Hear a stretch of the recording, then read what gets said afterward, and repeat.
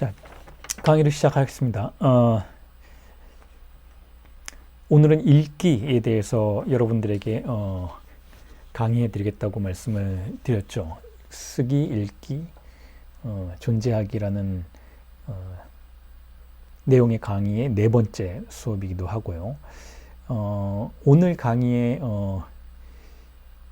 차례를, 내용을 간단하게 제가 PPT로 준비를 해봤는데 한번 보시기 바랍니다. 오늘 읽기에 관련된 이야기들을 말씀을 드리기 위해서 제가 일단 책먹기라는 개념을 소개해드리고 요한계시록에 나오는 개념이기도 하고요. 그리고 세미나 7에서 락강이 언급했던 개념이기도 하고, 자, 이 책먹기라는 개념 다음에 잉여 향유로서의 책 읽기라는 개념도 설명해드리고, 그리고 그렇다면 책을 읽을 때 개인적으로 저와 같은 경우에는 어떤 책을 주로 읽느냐라는 질문에 대해서 인문학의 꽃이라고 할 수 있는 철학과 정신분석에 관련된 책을 읽는데 왜 그러한지에 대한 이야기도 해드리고, 그 중에서 락강은 제가 가장 주요하게 읽는 텍스트이니까 락강을 어떻게 읽는지, 왜 읽는지, 어떻게 읽게 됐는지, 자, 이런 이야기를 해드리고, 그리고 이러한 읽기라는 개념이 단지 글을 쓰기 전에 사전적인 준비로서 진행되는 것만이 아니고 정신분석 임상에서도 텍스트를 읽는 과정이 주요한 절차로서 설정이 된다는 이야기도 소개해드리고, 그리고 나서 우리가 읽는다라는 것과 어떻게 문자를 환대할 수 있는가에 대한 개념을 연결시킬 수 있는지에 대한 언급도 해드릴 겁니다. 그리고 나서 이미 저에 의해서 많이 설명이 된 개념이기도 하지만 동음이의어의 기적이라는 개념도 여러분들에게 알려드리고, 그리고 나서 마지막으로 여러분들 중에는 인문학자로서의 삶을 살고자 하는 분들이 계시리라고 생각을 하고, 또 그런 분들이 이 강의를 듣는다고 생각을 하기에 그런 분들에게 해드리고 싶은 이 역시 제가 자주 언급하는, 다른 강의에서 언급하는 내용이기도 하지만 우동집의 우화라는 걸 말씀을 드리면서, 자, 이런 차례를 쭉 따라가면서 오늘 강의를 진행해 보도록 하겠습니다. 자, 먼저 지난주에 어떤 이야기 했는지 잠깐 말씀을 드리고 오늘 강의로 일단은 넘어가도록 하면, 지난주에 제가 조금은 뜻밖의 말씀을 드렸어요. 우리가 세 개의 은유에 의해서 살아갈 수 있는데, 그와 같은 삶을 살고 있는데, 자, 그런데 어째서 우리는 그 세 개의 은유 안에 갇혀 있는가에 대한 대답으로, 그건 믿음 때문이다, 신앙 때문이다. 우리가 알지 못하는 사이에 갖게 된 신앙으로 인해서 우리는 그 세 개의 은유 바깥으로 나갈 수 없는 존재가 되어버렸다라는 그런 이야기를 했어요. 그래서 글을 쓴다라는 것은 그런 의미에서 이 세상과는 다른 방식의 은유를 시도하는 것이라면, 그렇다면 세상이 우리에게 심어놓은 신앙을 버리고 이단적인 신앙으로 나아가는 것은 아닌가. 그렇다면 그와 같은 신앙이, 신념이 어떻게 우리의 글쓰기에 가능할 것인가에 대한 말씀을 드렸었어요. 그러니까 더 간단하고 쉽게 말한다면 어떻게 내가 지금 쓰고 있는 이 글을 믿을 수 있는가에 대한 문제였던 것이죠. 그리고 그와 같은 믿음은 우리가 어떻게 해본다고 되는 것은 아니지만 어떤 사건처럼 우리를 찾아온다라는 말씀도 드렸어요. 사건처럼 내가 어떤 문장을 믿게 되고 문장에 확신을 갖게 되고 혹은 문장에 매혹당하게 되고 그 매혹당한 문장으로부터 다음 문장을 이어나가게 되고, 그와 같은 방식으로 우리의 글쓰기가 새로운 신앙을 가능할 수 있게 한다면, 결국 우리는 스스로에 의해서 쓰여진 글을 통해서 은유될 수 있는 가능성으로 나아간다라는 그런 취지의 이야기를 해드리려고 했던 것이죠. 즉, 자기 자신이 쓴 글에 의해서 은유되는 과정이 작가가 되는 과정이라고 할 수 있다는 것이죠. 나 자신에 의해서 쓰여진 글이 나를 은유하게 되고, 그와 같은 은유는 세계가 나를 은유하는 영역으로부터 우리를 비켜갈 수 있게 한다는 거죠. 세계가 만약에 오늘 말씀드리겠지만 거대한 텍스트이고 거대한 책이라면, 그 세계의 책에 의해서 은유되었던 존재가 이전의 우리 존재였다면 글쓰기가 겨냥하는 바는 나 자신의 텍스트에 의해서 혹은 나 자신의 책에 의해서 다른 방식으로 은유될 수 있는 가능성에 접근하려는 혹은 시도하려는 실천이라고 볼 수 있다라는 그와 같은 이야기를 해드렸어요. 그래서 거기에 덧붙여서 신비주의라는 개념도 설명을 해드렸죠. 혹은 부정신학과 같은 개념도 여러분들에게 설명을 해드렸죠. 다른 언어가 필요하다는 거예요. 혹은 다른 방식으로 신앙을 갖는 것, 이단적 신앙을 갖는 것이 중요하다는 거죠. 그런 이야기를 해드렸죠. 그러니까 정리를 하자면 부성적인 은유가 아닌 다른 은유를 시도하는 것이 글쓰기라는 거예요. 최소한 저에게는 그렇다는 것이죠. 부성적인 은유가 아닌 다른 글쓰기를 시도하는 것. 그래서 제가 지난주에도 말씀을 드렸듯이 자크 락강은 제임스 조이스라고 하는 부성적인 은유가 작동하지 않고 있는 한 작가, 한 글쓰는 작가, 소설가, 아일랜드의 정신병적인 주체가 어떻게 자신만의 은유를 실천해 나갈 수 있는지, 어떻게 그 자신만의 은유의 기표를 세공해 나갈 수 있었는지에 대한 탐사를 락강의 세미나 23에서 전개하고 있었다라는 말씀을 드렸죠. 그것과 괴를 같이 하는 설명이었다라고 생각하시면 될 것 같아요. 우리가 제가 언젠가 다른 강의에서 하게 될 세미나 23의 락강이 탐사하고자 했던 것은 그와 같은 글쓰기라는 거예요. 부성적 은유로부터 벗어날 수 있는 글쓰기, 부성적 은유의 지배로부터 빠져나가는 글쓰기. 자, 그런데 다시 한번 강조드리지만 그러한 글쓰기가 우리 자신의 어떤 의지에 의해서 된다기보다는 어떤 것과의 만남을 통해서 된다라고 저는 생각한다라는 거. 어떤 문자가 우리를 찾아오고 어떤 감정이 우리를 찾아오고 어떤 사건이 우리를 찾아오면 그와 같은 사건을 시작점으로 해서 우리는 무언가에 매혹당하게 되고 그 무언가에 매혹당함으로써 그로부터 새로운 글쓰기를 가능하도록 만드는 사건 속으로 들어간다라는 것이죠. 그 대표적인 경우를 제가 누차 여러분들에게 설명을 드렸던 것처럼 사도 바울로부터 그 비유를 가져올 수가 있다라는 것이죠. 사도 바울이 어떻게 바리새인으로서의 글쓰기를 하던 삶을 버리고 새로운 글쓰기로 나아갈 수 있었는지, 예수라는 기표 혹은 예수가 남겼다라고 가정이 되는 그 문장들과 그 소문들로부터 근거해서 어떻게 새로운 글쓰기를, 전혀 다른 글쓰기를, 이전의 아버지가 아니라 다른 종류의 글쓰기를, 예수를 근거로 해서 쓰여지는 기표들의 연쇄를 실현해 나갈 수 있었는지를 탐사해 볼 수 있다는 거예요. 아주 흥미로운 일이라는 것이죠. 바울의 글쓰기를 탐사하는 것 자체가 어떻게 사울로부터 바울로 전개되는지, 그와 같은 사건적인 시점들이 분명히 가능하다라는 거예요. 누구에게나, 여러분들에게나, 저에게나 다 가능하다라는 것이죠. 그 사건을 사건으로 맞이할 수만 있다면, 기독교인들은 그렇게 말하잖아요. 예수는 어디에나 있다라는 거예요. 예수는 항상 우리에게 찾아온다라는 것이죠. 하지만 예수를 환대할 수 있는 사건, 환대할 수 있는 조건은 그리 흔하지 않다라는 거죠.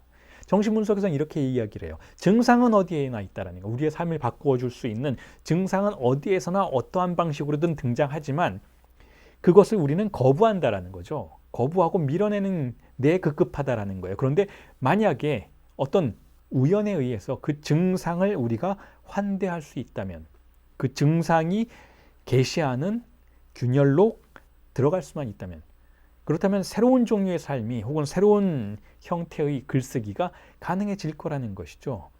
자, 그런 이야기를 지난주에 여러분들에게 말씀을 드리면서 글쓰기에 대한 강의를 마무리를 했고, 쓰기에 대한 강의를 마무리를 했고, 자, 오늘은 조금 전에 차례를 보여드렸던 것처럼 읽기에 대한 이야기를 해보려고 합니다. 읽기. 자, 읽기에 관련해서 제가 책먹기라는 개념을 우선 먼저 여러분들에게 제시해드리고, 읽는다는 것은 결국 이해하는 것이 아니라 언어를, 문자를, 텍스트를 먹는 것이다 라는 저의 태도를 제시해드리기 위해서 일단 텍스트 하나를, 성경의 텍스트 하나를 읽어보도록 하겠습니다. 제가 여러분들에게 화면에 띄워드리고 읽겠습니다. 자, 잘 보이시죠? 자, 요한계시록입니다. 읽어보겠습니다. 10장 8절에 시작되죠. 하늘로부터 들려온 그 음성이 다시 내게 말하였습니다. 너는 가서 바다와 땅을 밟고 서 있는 그 천사의 손에 펴 있는 작은 두루마리를 받아라. 9절이죠. 그래서 내가 그 천사에게로 가서 그 작은 두루마리를 달라고 하니 그는 나에게 말하기를 이것을 받아 먹어라. 이것은 너의 배에는 쓰겠지만 너의 입에는 꿀같이 달 것이다 하였습니다. 10절. 나는 그 천사의 손에서 그 작은 두루마리를 받아 삼켰습니다. 그것이 내 입에는 꿀같이 달았으나 먹고 나니 뱃속은 쓰라렸습니다. 자, 요한계시록입니다. 이 구절 잘 아실 거예요, 여러분. 특이한 구절이죠. 하나님의 말씀을, 진리의 말씀이죠. 천사가 어떻게 제시하는지 혹은 우리가 그 텍스트에 어떻게 접근해야 되는지를 성서가 암시하고 있는 구절이라고 할 수가 있는데, 자, 간단합니다. 이해가 중요하지 않다는 거예요. 우리가 무언가를 읽을 때에는 그게 진리와 관련된 절차에 속하는 텍스트인 것이라면, 우리가 무언가를 읽으려 한다면 이해하는 것은 무의미하고 그것을 체화시켜야 한다는 것, 먹어야 한다는 거예요. 자, 그런데 중요한 것은 그 다음에 이어지는 구절이죠. 입에는 꿀같이 달다라는 거예요. 입에는, 먹을 때 입에는 아주 매력적이고 매혹적이라는 것이죠. 혹은 거의 꿀같이 달다라는 표현은 이렇게 표현할 수도 있을 것 같아요. 사악하다라는 것이죠. 자, 그런데 그게 뱃속으로 들어가면 어떻게 되나요? 뱃속에 들어갔더니 쓰라렸다라는 거예요. 아팠다라는 것이죠. 자, 이 텍스트가 요한계시록이에요. 묵시록이에요. 종말에 관해서 이야기하는 책이죠. 이 하나님의 말씀, 두루마리 책인 거죠. 두루마리 책을 받아서 먹으면 입에는 달지만 몸속으로 들어가면 우리를 병들게 하고 아프게 해서 죽게 만들다라는 거예요. 쓰라리다라는 거죠. 요한계시록은 이 세계가 죽어야 하나님의 세상이 열린다라는 그 이야기를 하고 있는 텍스트인 것이잖아요. 자, 같은 의미에서 책을 읽는다라는 것은 그런 의미라고 저는 생각한다라는 거예요. 무언가를 읽는다라는 행위는 그냥 거기에 존재하는 지식을 습득해서 그 지식을 사용하고 그 지식으로 이롭게 되는 그런 수준의 것을 말하는 것이 아니고, 우리가 진정으로 어떤 책을 읽는다라는 개념은 그걸로 인해서 내 자신이 죽는다라는 뜻이에요. 그것이 우리 안으로 들어와서 우리를 죽게 만들어야 한다라는 것이죠. 그래서 다른 존재가 될 수 있도록, 이전에 내가 죽고 새로운 존재가 될 수 있도록 할 수 있는 그런 영능을 보여주는 텍스트가 진정한 텍스트이고, 혹은 그렇게 읽는 읽기가 진정한 책 읽기라고 생각한다라는 것이죠. 그 이야기를 저처럼 이렇게 세세하고 자세하게 설명하고 있지는 않지만 락강이 세미나 7에서 이야기를 해요. 텍스트에서 기표를 어떻게 해야 되는가, 기표, 문자를 어떻게 우리가 대해야 하는가. 락강은 그 요한계시록을 따라서 먹어야 한다는 거예요. 책을 먹어야 한다는 것이죠. 제가 지금부터 여러분들에게 말씀드리고 싶은 책 읽기라는 개념은, 책을 읽는다라는 실천은 저에게도 그렇고 여러분들에게도 그렇고 머리로 읽는 것이 아니라 입으로 먹는 그와 같은 태도를 요청하는 실천이라는 말씀을 드리기 위해서 먼저 이 텍스트를, 이 요한계시록을 읽어드렸던 겁니다. 자, 그 생각, 그 개념을, 지금 말씀드린 그 개념을 머릿속에 잘, 마음속에 간직하시고, 자, 그 다음 이야기를 한번 시작해 보도록 하겠습니다. 자, 책을 읽는다라는 것, 읽는다라는 것은 우리가 굳이 도서관에 가서 혹은 책을 사서 혹은 컴퓨터를 켜고 텍스트를 우리 앞에 놓고 읽지 않아도 이미 우리는 무언가를 읽고 있다라는 생각을 먼저 말씀드리고 싶어요. 왜냐하면 이 세계는 뭔가요? 이 세계는 거대한 텍스트이니까. 그 자체로 텍스트라는 것이죠. 이 세계는 이 세계는 거대한 아주 거대한 책과 같은 것이라고 저는 생각해요. 그리고 그 책은 이 세계라는 텍스트는 언어의 권력으로 구성되어 있는 것이죠. 제가 지속적으로 여러분들에게 강조해서 말씀드리지만 세계는 언어 그 자체인 것이고, 왜냐하면 언어로 작동하고 있는 것이니까 실제 사물들은, 실제 우리의 신체는 그 언어에 종속된 방식으로만 작동하고 있는 것이니까 그 언어를 넘어설 수는 없다라는 거. 언어의 지배로부터 우리가 벗어나는 것은 거의 불가능에 가깝다라는 것이죠. 그런 의미에서 세계라는 거대한 텍스트는 언어의 권력이죠. 그런데 그냥 권력은 아니고 매혹적인 권력이라는 거예요. 아주 매혹적인 권력이라는 거죠. 아주 꿀같이 단 권력이라는 거예요. 이 세계의 텍스트는 우리를 매혹시키고 우리를 사로잡히게 한다는 거죠.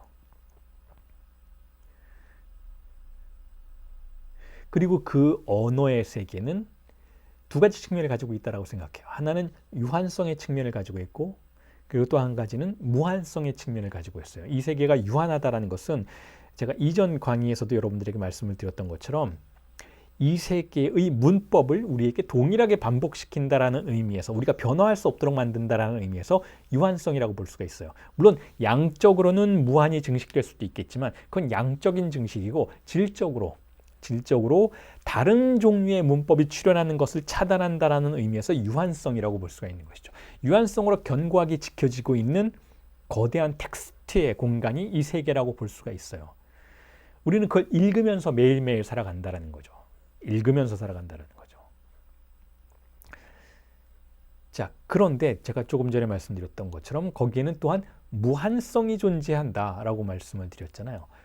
분명히 그 유한성이라는 한정된 어떤 테두리 안에는 이 한정된 테두리를 붕괴시키고 그것을 확장시킬 수 있는 가능성 또한 함께 가지고 있다는 의미에서 무한성도 역시 공존한다는 의미로 말씀드릴 수가 있을 것 같아요.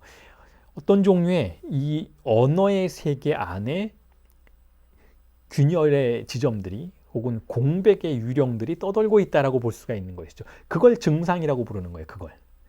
혹은 여러분들 쉽사리 이미지화할 수 있는 비유가 있다면 컴퓨터 프로그램 내부에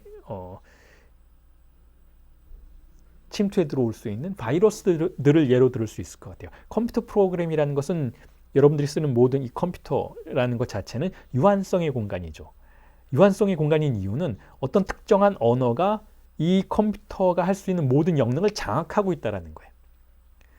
그렇기 때문에 이 컴퓨터 자체가 생각하는 방식이 만약에 그게 슈퍼컴퓨터라고 해도 엄청나게 정교한 기술을 통해서 빠른 계산 속에서 예를 들면 알파고와 같은 그러한 엄청난 속도의 기술과 다양한 엄청난 양의 정보를 수집한 상태로 인간의 어떤 사고를 능가하는 것처럼 보일 수는 있지만 그럼에도 불구하고 그것은 유한성의 사고라는 것이죠. 왜냐하면 존재하는 언어의 패턴을 따른다라는 의미에서. 하지만 그 안에 어떤 동시에 그와 같은 유한성의 시스템 안에 이 유한성 자체가 스스로 번식해 나가서 변질돼 나갈 수 있는 가능성 또한 함께 가지고 있다면 그게 바이러스의 형태이건 혹은 예측 불가능한 다른 조합의 형태이건 어떤 종류의 예측 불가능성이 그 내부에 존재한다면 그것은 무한성이라고 볼 수가 있다는 것이죠.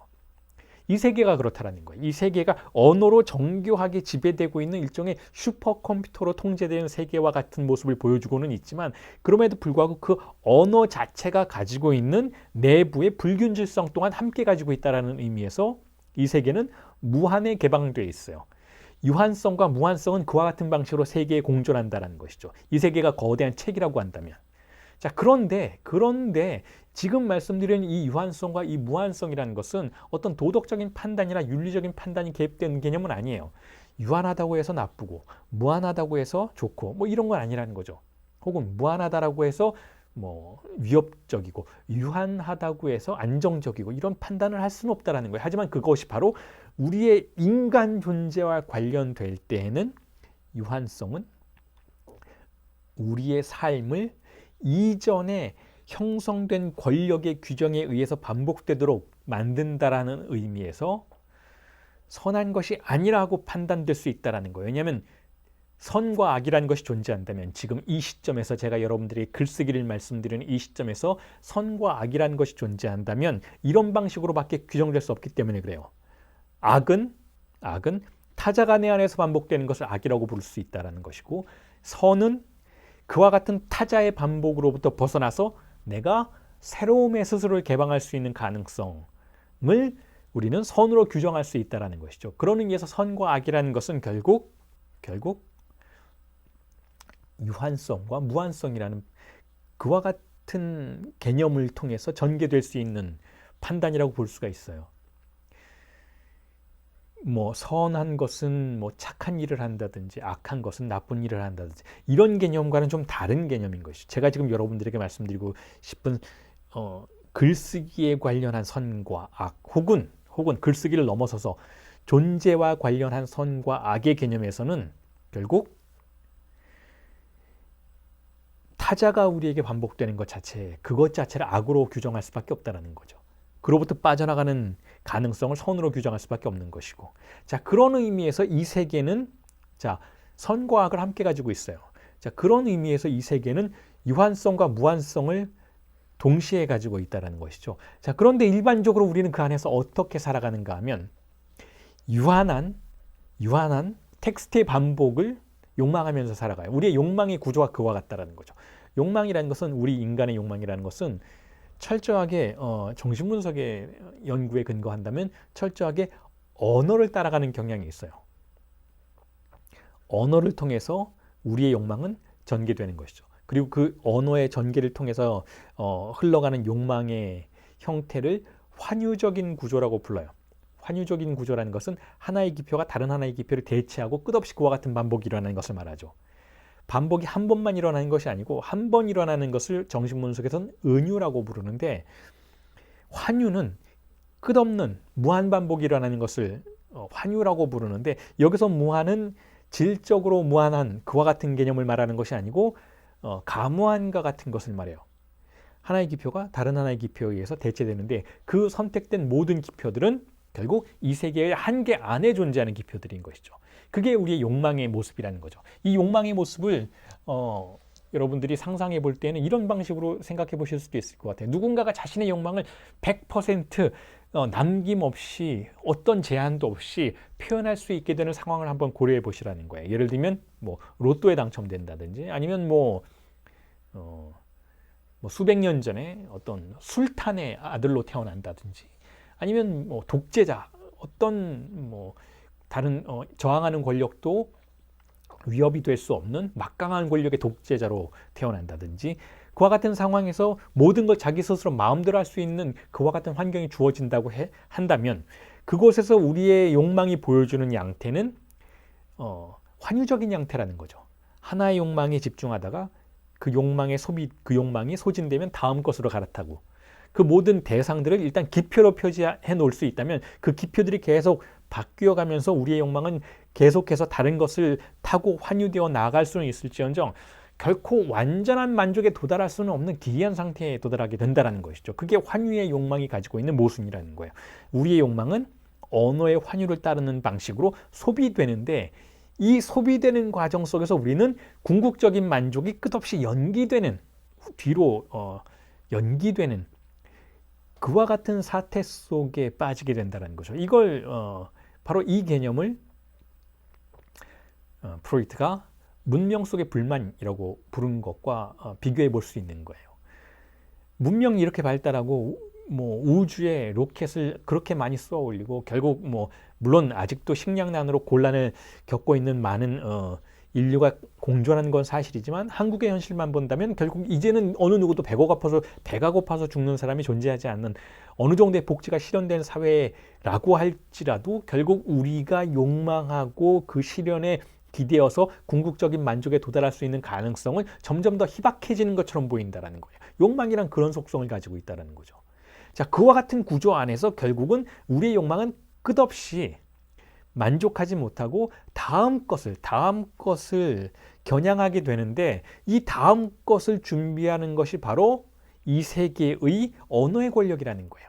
이 세계의 언어의 권력은 우리의 욕망이 유지될 수 있는 방식으로 계속해서 새로운 상품을 발명해내는 방식으로 우리를 한계 내부에 묶어두려고 한다는 것이죠. 자, 그게 욕망이 작동하는 방식인 동시에 그게 이 세계가 우리를 유한성 안에 가두어 놓는 방식이기도 해요.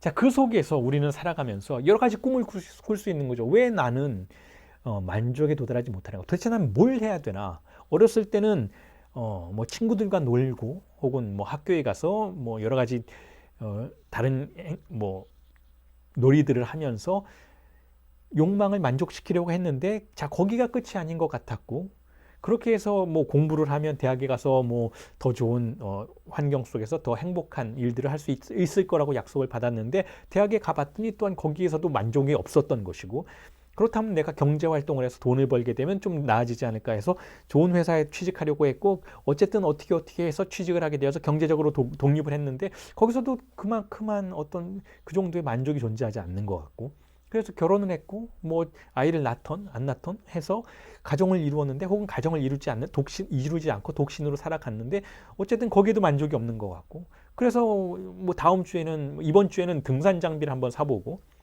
그리고 다음 주에는 뭐 차박 장비를 한번 사보고, 그 다음 주에는 서핑 용구를 한번 사보고, 여행을 떠나보고, 떠났는데도 만족이 되지 않으면 뭐 다른 연애를 한번 해보고, 뭐 차를 사보고, 끝없이 무언가를 계속해서 추구했는데도 불구하고 우리의 욕망이 만족되지 않는 수준 안으로 들어가는 것은 이 세계가 가지고 있는 언어가 상당히 제한적이고 억압적인 이유 때문이라는 거예요. 자, 그런데 그럴 때 우리가 문득 귀를 기울이고 눈길을 주는 장소가 어디인가 하면 바로 잉여 향유가 흘러나오는 장소들이라는 것이죠. 잉여 향유가 흘러나오는 텍스트에 주목하게 된다는 거예요. 여기에 함정이 있다는 거죠. 어떤 함정인가 하면 어쩌면 여러분들도 지금 빠져 계실 수 있는 그 함정이라는 거예요. 그게 뭐냐면 바로 이와 같은, 여러분 지금 저를 바라보고 계시잖아요. 이와 같은 인문학의 함정. 인문학 역시 세계라는 거대한 텍스트의 일부를 이루면서 이 세계의 거대한 텍스트가 우리에게 만족을 주지 못할 때, 우리가 아무리 세계의 거대한 텍스트를 하나하나 읽어나가고 다음 기표, 다음 단어, 다음 문장, 다음 소설, 다음 에피소드를 읽어나갈 때에도 만족하지 못하는 상태에 있을 때, 자, 그 상황 속에서 우리가 주목하게 되는 조금은 다른 종류의 텍스트들이 있는데, 그게 바로 인문학의 텍스트라는 것이죠. 그리고 거기에서 흘러나오는 작은 위반의 혹은 저항의 담론들에 잠시 취하게 된다는 거예요. 여러분들이 지금 그러고 계시다는 거예요. 여러분들이 지금 그걸 읽고 계시다는 거죠. 제가 지금 하는 모든 말들이 결국은 진정으로 뭘 위반하게 만드는 것은 아니고, 그렇잖아요. 여러분, 제가 이렇게 여러분들에게 강의를 해드리고는 있지만, 그리고 제가 이렇게 세계의 은유에 반대하자, 세계의 은유가 타자가 내 안에서 반복되는 것은 좋지 않다라고 말은 하지만, 그렇다고 여러분들이 당장 총칼을 들고 무슨 혁명을 일으키시는 건 아니잖아요. 그렇게 어느 정도는 위험하지 않은 위반의 발언들을, 즉 잉여 향유가 흘러나오는 종류의 텍스트를 여러분들은 탐닉하게 된다는 거죠. 이걸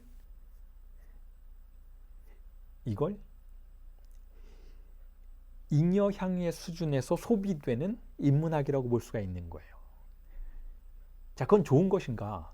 물론 그와 같은 인문학을 탐닉하면서 결국은 제가 이전 강의에서 말씀드렸던, 결국은 자신의 존재를 바꿀 수 있는 가능성으로 나아갈 수도 있지만, 그러나 대부분의 경우에 우리는 그와 같은 인문학 책을 읽고 인문학 강의를 듣고 인문학에 관련된 실천들을 하면서 오히려 우리의 삶이 부조리하다라는 것에 대한 죄책감을 덜어내는 방식으로 잉여 향유를 탐닉하는 방식으로, 즉 진짜 위반까지는 가지 못하고 잉여 향유를 탐닉하는 수준에서 자신의 존재를 유지하게 될 수 있다라는 거죠. 자, 이건 어떤 의미에서는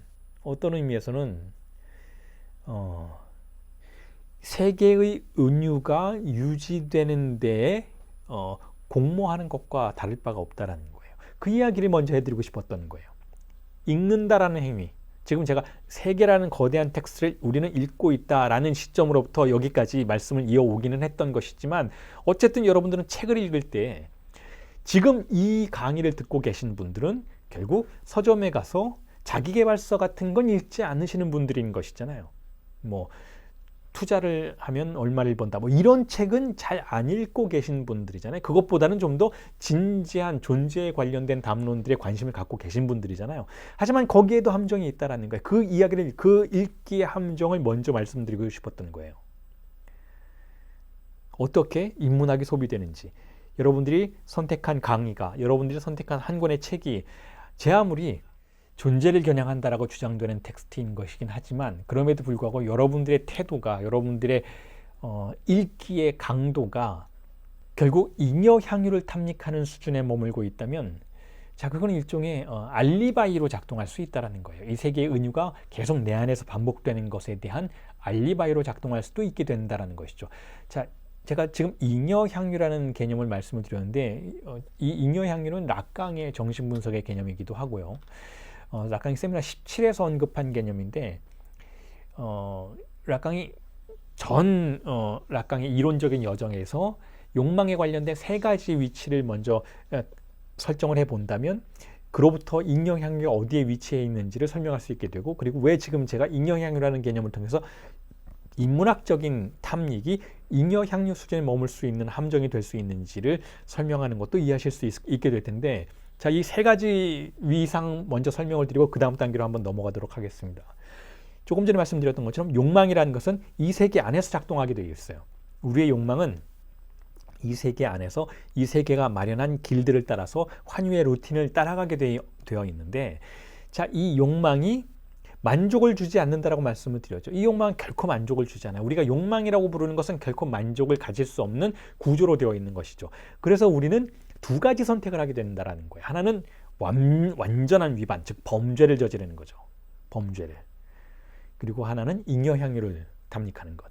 완전한 위반을 우리가 한다 해도 결국은 우리는 만족에 이를 수 없어요. 왜냐하면 우리에게는 죄책감이라는 또 다른 초자라는 기제가 작동하고 있는 것이고, 이 사회로부터 완전히 격리된 상태에서 우리가 범죄를 저지르면 그렇게 될 수 있는 것이잖아요.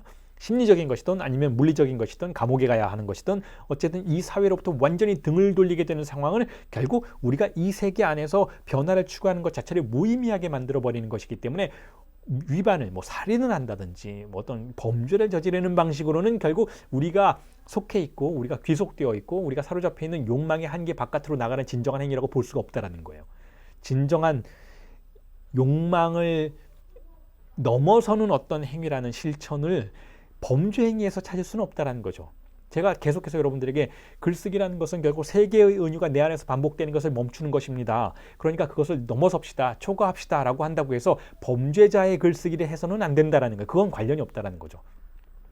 하지만 또 다른 한편으로는 잉여향유라는 것이 존재해요. 우리가 욕망 안에서 만족할 수 없다면, 그렇다면 우리는 작은 위반들이나 혹은 위반까지는 아니지만 아슬아슬한 무언가를 탐닉하면서 우리가 욕망이라는 한계 안에서 만족할 수 없는 것에 대한 보상을 찾을 수는 있다는 거죠. 그게 바로 잉여향유라는 개념이에요. 그런데 잉여향유는 진정한 위반은 아니다라고 락강은 분명히 이야기해요. 오히려 이 잉여향유는 이 욕망이라는 거대한 구조가, 즉 이 세계라는 텍스트가 우리를 가두고 있는 이 거대한 감옥이 돌아갈 수 있도록 만들어주는 작은 미끼라고 볼 수가 있다는 거죠. 그래서 잉여향유로서의 텍스트 읽기라는 것은, 잉여향유로서의 책 읽기라는 것은 결국 어떤 의미에서는 이 세계라는 거대한 텍스트가 우리를 지배하는데 알리바이로서, 공모관계로서 작동하고 있는 것이라고 볼 수가 있어요. 그리고 제가 지금 조금은 좀 비약이 될 수도 있겠지만 어쨌든 이와 같은 여러분들이 지금 듣고 계시는 인문학의 담론들이, 인문학의 쾌락이 잉여향유의 수준에서 작동하는 것일 수도 있다는 거예요. 기이한 일이지만, 자, 보세요, 여러분. 여러분들 지금 한겨레에서 주최하고 있는 인문학 강의를 듣고 있기도 하지만, 또한 다른 사립 아카데미들이 많이 있죠. 서울에는 여기저기 있는 거 다 아시잖아요. 거기서도 인문학 강의들이 진행이 되고 있어요. 그리고 인문학 강의들이 진행이 되면 굉장히 많은 사람들이 와서 인문학 강의를 듣죠. 그리고 그 인문학 강의에서 말해지는 내용들은 다 어떤 의미에서 어마어마한 내용들이에요. 미셸 푸코, 바디우, 락강 다 엄청나게 이 사회를 비판하고 이 사회를 한정된 곳으로 다루고 거기에 있지 말라, 그걸 넘어서라 라고 주장하게 되는 것이니까 상당한 위반의 발언들이, 발화들이 흘러 넘치는 장소라고 볼 수가 있죠. 혹은 여러분 그런 뭐 사립 아카데미뿐만 아니라 텔레비전을 한번 틀어보세요. 텔레비전에서는 온갖 종류의 인문학 강연들이 방송이 되고 있죠. 심지어는 그 인문학 강연들이 예능 프로와 섞여서 방송이 되는 경우도 있죠. 다시 말해서 이 세계라는 유한성의 거대한 텍스트의 공간이 결국 인문학이라고 하는 어떤 진리를 추구하는 담론의 위험성을 거세하고 그것을 흡수하고 있는 현상을 볼 수가 있다는 것이죠. 그리고 그것들에 왜 사람들은 열광하는가? 왜 인생에 대해서 이야기하면 너도나도 감동해서 눈물을 흘리는가 하면 물론 거기에도 진리로서 그것을 받아들이고 접근하고 누군가의 삶을 변화시키는 영역이 분명히 존재하는 것이지만 그러나 대부분의 경우에는 우리 모두가 그와 같은 인문학의 담론을, 그 위반의 담론을, 그 저항의 담론을 소비하는 수준에서 읽어낸다라는 거예요. 그런 의미에서 그러한 담론은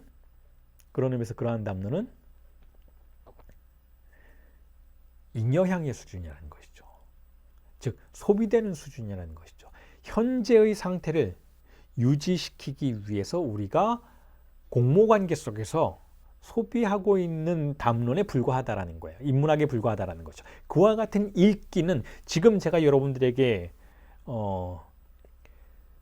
알려드리고자 하는, 제안드리고자 하는 읽기와는 관련이 없다라는 거예요.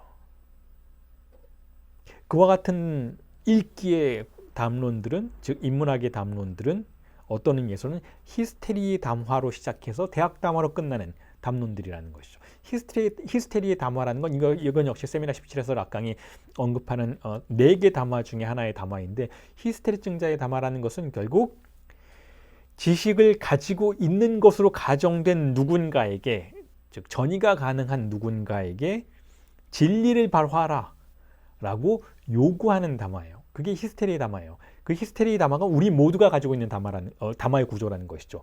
그리고 우리의 그와 같은 요구에 부응하는 존재가 등장해요. 인문학자가 등장하죠.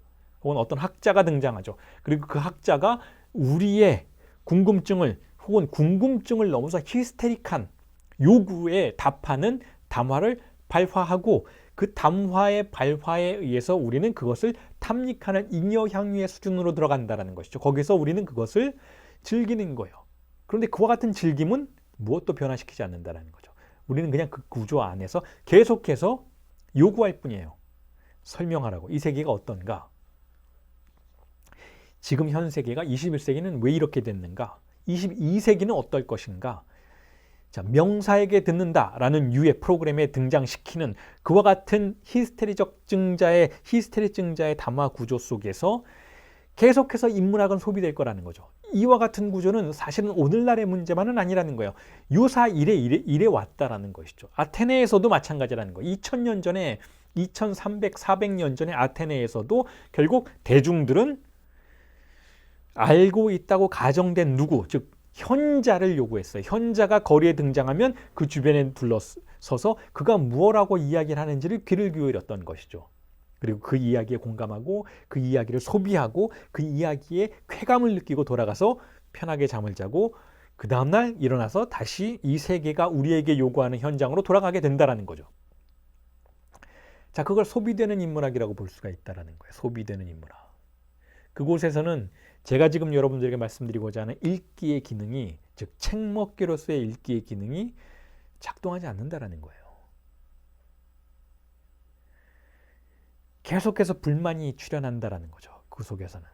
그리고 계속해서 불만이 출현하는 한 계속해서 인문학의 지식을 설파하는 인물들은, 즉 보부상들은 등장할 거라는 거예요. 그와 같은 지식, 모든 종류의 인문학, 우리가 진리를 가정하고 진리를 탐구하고자 만들었던 담화를 아주 소비할 수 있도록 만드는 형태로 가공해서 우리에게 읽기의 어떤 가장 저급한 판본의 텍스트로 만들어서 배포하는 그와 같은 일들이 벌어진다는 거죠. 그와 같은 일들이 계속해서 일어난다는 거예요. 그건 사실상 어제 오늘의 일이 아니라는 거예요. 쉽게 읽히고 쉽게 흡수할 수 있는 지식을 만들어서 그것을 상품화시키는 전략은 어디에나 존재한다라는 거죠. 자, 그런데 제가 여러분들에게 제안하고자 하는 읽기는 그런 읽기가 아니라는 거예요. 제가 여러분들에게 제안하고 싶은 읽기는 시작 부분에서 여러분들에게 읽어드렸던 요한계시록에 나오는 그런 읽기예요. 먹으면, 그 텍스트를 먹으면 우리가 병들게 되는 것. 그러니까 어떤 지식을 쌓아서 세상을 이해했다 라는 그와 같은 착각을 주는 그런 인문학의 텍스트가 아니고, 그 텍스트가 이해되지 않는다 해도 우리와 함께 머물면서 우리를 움직이지 못하게 만들고 이전처럼 살아갈 수 없도록 만드는 어떤 힘을, 영능을 발휘하는 그와 같은 텍스트, 혹은 그와 같은 텍스트의 읽기를 여러분들과 함께 이야기해 보고 싶다는 거예요. 그게 제가 오늘 말씀드리고 싶은 읽기라는 것이죠. 자, 그럼 인문학이란 원래 어떠했는가를 먼저 말씀드릴게요. 자, 어떤 읽기가 있어야 하는가를 말씀드리기에 앞서서 저는 지금 인문학자이니까 인문학에 대해서 읽기를 말씀드리고 있는 것인데, 자, 그 인문학이 어떻게 시작됐는가에 대한 이야기를 먼저 말씀을 드릴게요. 자, 제가 여러분들에게 인문학의 꽃이라고 소개해 드릴 수 있는 범주의 텍스트는 일단 두 가지가 있습니다. 첫 번째는 철학입니다. 저는 철학을 좋아해요. 철학의 tek스트를 좋아하고 철학의 텍스트를 많이 읽고 있고, 그리고 철학의 텍스트를 누군가가 어떤 책을 읽어야 하느냐라고 조언을 구한다면 철학의 텍스트들을 우선 먼저 소개해드리고 싶은 그와 같은 분야인데, 자, 철학이라는 게 어떻게 시작되는가? 물론 제가 지금 말씀드린 철학은 서구 철학을 말합니다. 일단은 서양 철학을 말해요.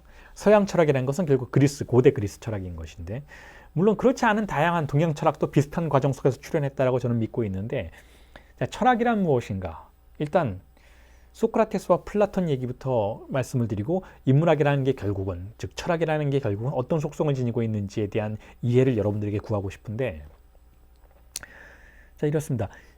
철학책을 읽는다라는 건 무슨 뜻인가? 혹자는 이렇게 얘기를 해요. 왜 이렇게 복잡한 이야기를 마구 써놓는가? 이렇게 사변적인 이야기, 현실과는 아무 관련도 없는, 당장 오늘 아침에 내가 무언가를 일을 해서 먹고 살아야 하는데 그와 같은 삶에는 도움이 전혀 되지 않는 아주 이상한 존재와 존재자를 다룬다든지, 무슨 뭐 진리가 무엇인지 다룬다든지, 옳고 그름을 따지는 것이 아니고 진리가 어디 있는지를 따진다든지, 자, 이와 같은 이야기를, 담론을 설파하고 있는 철학은 무엇인가? 사실상 우리가 철학이라는 텍스트가 역사 속에서 정교하게 구축되어 오는 과정 속에서 보여지는 모습은 사변적일 수는 있지만, 사실 본질에 있어서는 사변적인 것이 아니라는 거예요. 본질에 있어서는 머리로만 작동하는 그런 텍스트는 아니었다라는 것이죠. 혹은 지금도 여전히 아니라는 거예요.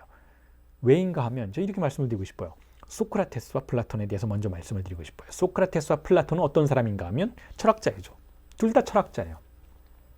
철학자인데 우리가 소크라테스를 비난하고 소크라테스에 대해서 우스꽝스러운 이야기를 할 때는 그런 이야기를 해요. 뭐 소크라테스가 전혀 경제적인 능력이 없었다. 그러니까 뭐 그의 악처가 있었고, 악처는 소크라테스에게 뭐 소리를 지르고 물을 끼얹고 해서 소크라테스를 곤란하게 만들었는데도 불구하고 그와 같은 비난에 소크라테스는 초연했다. 전혀 가정을 돌보려고 하지 않았다라고 말하는 경우가 있는데, 자, 그건 어떤 의미에서는 맞지만 어떤 의미에서는 틀린 말이에요. 소크라테스가 현실에 그렇게 무관심한 존재였는가? 전혀 그렇지 않다라는 거죠. 왜 그랬는가 하면 아주 간단하게 소크라테스는, 자, 오늘 예를 들어서 오늘 사람들에게 진리가 무엇인지, 혹은 당신들이 생각하고 있는 진리가 왜 틀린 것인지를 설파하는 사람일지라도 그 다음 날은 칼을 들고 나아가서 스파르타와 혹은 페르시아와 싸워야 했던 존재예요. 누군가를 당장 나의 가족과 국가를 지키기 위해서 누군가 목숨을 걸고 내일 죽여야 하는 존재였다는 거죠. 소크라테스도 그랬고 플라톤도 그랬다는 거예요. 이 사람들은 우리가 흔히 철학자들을 비난하고 조롱하듯이 허공에 떠서 탁상공론을 하는 사람들이 아니었다는 거예요. 이 사람들은 당장 칼을 들고 목숨을 걸고 싸우는 사람들이었어요. 아테네의 철학자들은 특히 그랬다는 거죠. 그래서 이 사람들이 그와 같이 칼을 들고 싸우고 누군가를 죽이고 정말 피를 봐야 하는 거죠. 목줄을 따야 하는 거예요. 안 그럼 내가 죽으니까. 그래서 나의 국가를 지키고 나의 공동체를 지키고 투쟁했던 이 사람들은, 그렇게 어제 누군가와 피투성이가 되어서 싸웠던 이 사람들은 다시 칼을 놓고 돌아와서 내가 그토록 지키고자 했던 공동체가 어떠해야 하는지, 어떠했으면 좋겠는지, 어떤 진리가 통용됐으면 좋겠는지, 어떤 건 진리가 아니라고 생각하는지를 이야기했던, 논쟁했던 사람들이라는 거예요. 그래서 이 사람들은 철학자들이지만, 다시 말해서 텍스트를 읽고 텍스트를 쓰고 강의하는, 길거리에서 혹은 학당에서 강의하는 사람들이었지만 항상 운동을 했어요. 운동 이야기는 제가 조금 뒤에 다시 할 테지만 저도 운동을 아주 좋아하는데, 왜 운동을 했느냐? 올림피아드에 나가서 뭐 상을 받기 위해서 운동을 했느냐? 그렇지 않고 근육이 있어야 칼을 쥘 수 있으니까, 그 칼로 누군가를 죽여야 하니까, 누군가를 지켜야 하니까 항상 운동을 했던 사람들이에요. 바위를 들고 달리기를 하고 했던 사람들이라는 거죠.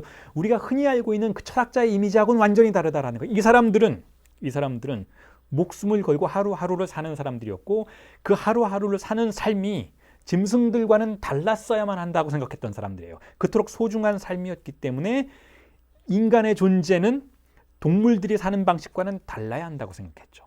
뭔가 진리에 더 가까워야 한다고 생각했고, 그 진리는 그냥 주어지는 거지. 이 세상이 이게 진리더라 라고 말한다고 해서 믿고 끝나는 방식으로 주어지는 것은 결코 아니었다라고 생각하는 것이죠. 왜냐하면 삶이란 소중한 거니까. 피를 흘려서 지켜냈던 삶인 것이기 때문에 그 삶은 진리에 가까워야만 하지만, 그 진리는 내가 확인해 봐야 하는 진리였다라는 거예요. 남들이 이것이 진리더라 라고 말하는 걸 그냥 믿고 넘어갈 수 있는 인생이 아니었다라는 것이죠. 이들의 철학이 그와 같은 힘을 가지고 있었기 때문에 수천 년을 관통해서 지금 제가 지구 반대편에서 여러분들에게 철학에 대해서 이야기할 수 있도록 만드는 힘을 주고 있는 거예요. 제가 좋아하는 철학의 텍스트는 그와 같은 베이스를 가지고 있어요. 그와 같은 배경을 가지고 있기 때문에 그것을 고려하는 방식으로 철학책을 읽어야만 우리는 철학책을 지식의 수준에서 이해하는 것이 아니고 삶을 바꿀 수 있는 50년간의 텍스트로 받아들일 수 있게 된다는 것이죠. 그런 의미에서 저는 철학을 사랑해요. 철학은 그런 의미에서 당장 오늘 아침 제가 삶을 살아갈 수 있도록 해주는 힘을 주는 텍스트라는 것이죠. 자, 그리고 두 번째 범주가 있어요. 여러분들에게 읽기라는 개념을 말씀드리는 이상 제가 항상 읽고 있는 정신분석의 텍스트를 빼놓을 수가 없겠죠. 정신분석이라는 학문, 20세기에 등장한 학문이죠. 철학은 수천 년이 됐지만 정신분석은 역사가 아주 짧아요. 그리고 정신분석의 텍스트가 만들어지는 과정도 결국 얼마 안 됐죠. 지금으로부터 얼마 안 됐어요. 자, 정신분석이란 무엇인가? 정신분석이라는 텍스트를 여러분들이 읽고자 한다면 이 베이스를 알고 읽으시면 좋겠다라는 생각을 해서 지금 여러분들에게 이렇게 소개를 해드리는데, 철학은 그와 같은 배경을 가지고 있다면 정신분석은 어떤 배경을 갖고 있는가? 정신분석 역시 실천적인 텍스트예요.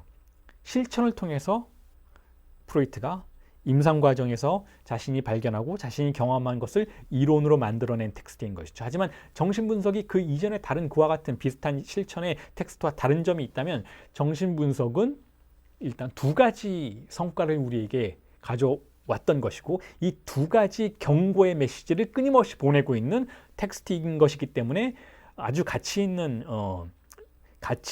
구조라고 저는 생각을 하는데, 무엇인가 하면 첫 번째는, 자, 주체라는 신화를 완전히 몰락시켜버렸던 텍스트라는 거예요. 더 이상 우리는 이제 주체라는 걸 믿을 수 없게 됐다는 거죠.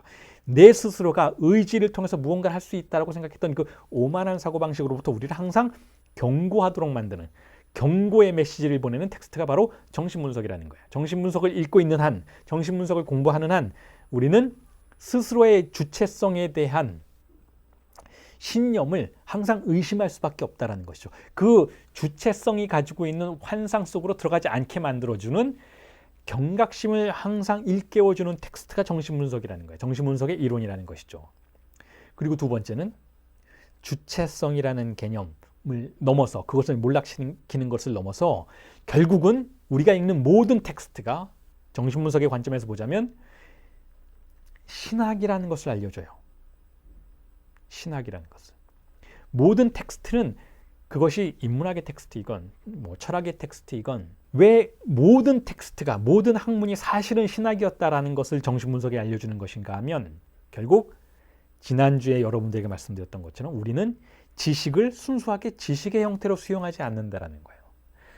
지식은 그 배후에 어떤 종류의 신앙을 강제하는 것이고 그 신앙에 우리가 동조했기 때문에 신앙을 받아들였기 때문에 그 텍스트를 수용하게 됐다라는 의미에서 모든 텍스트는 신앙과 관련된다라는 거예요. 물론 미셸 푸코와 같은 경우에는 지식은 권력과 관련된다라고 이야기를 했어요. 하지만 저는 정신분석을 연구하는 입장에서 그로부터 한 걸음 더 나가야 한다고 생각해요. 단순한 권력이 아니라는 거예요. 권력이란 우리가 저항할 수도 있고 권력이란 우리가 밀어낼 수도 있겠지만 그 권력의 배후에 맹신이 존재한다면 우리는 그 권력으로부터 스스로를 벗어나도록 만드는데 한없이 어려움을 겪게 될 수밖에 없다는 거죠. 그런 의미에서 모든 지식은, 즉 모든 텍스트는, 모든 학문은 신학적인 요소를 가지고 있다는 거예요. 결국은 그 배후에 신이 발견된다는 것이죠. 물론 그 신은 기독교의 신이나 이슬람교의 신이나 불교의 그런 신이 아니라 지난주에도 말씀드렸던 것처럼 그 이전에 존재하는 우리의 무의식의 신이라는 거죠. 보다 근본적인 신이라는 거예요.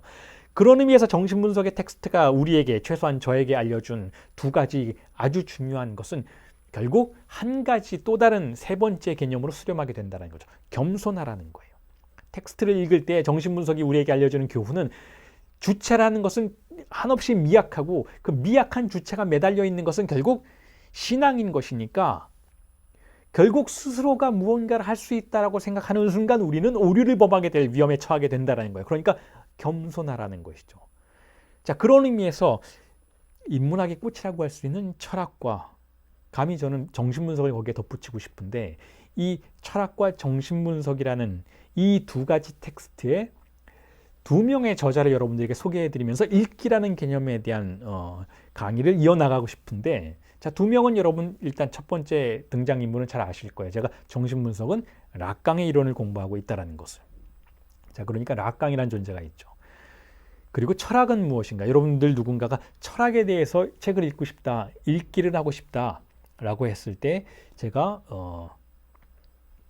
제안해 드릴 수 있는 철학자는 알랑 바디우예요.